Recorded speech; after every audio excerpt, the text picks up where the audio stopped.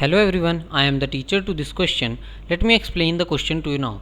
The question says, describe how the operon operated both in presence and absence of an inducer in E. coli.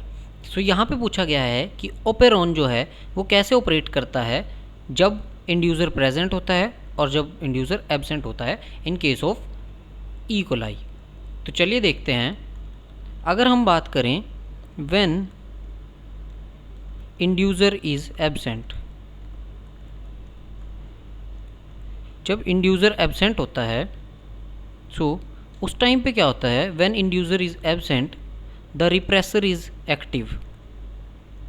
जो repressor है, repressor is active and it binds with operator.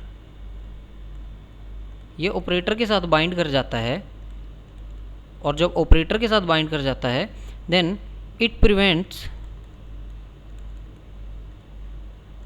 The transcription.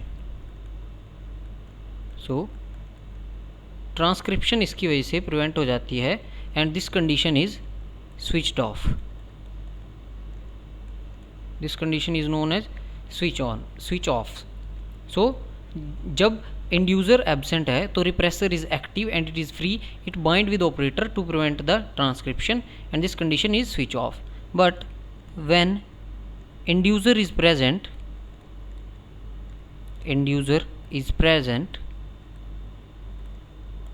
सो यहाँ पे vice versa होता है। जब inducer present है then it holds the repressor, it holds the repressor gene and it do not bind with repressor operator, it bind with operator। जो repressor है वो operator के साथ बाइंड नहीं कर पाता एंड ट्रांसक्रिप्शन स्टार्ट्स, और जो ट्रांसक्रिप्शन है that goes on and this condition is known as switch on. So that's all the explanation to this question. Thank you.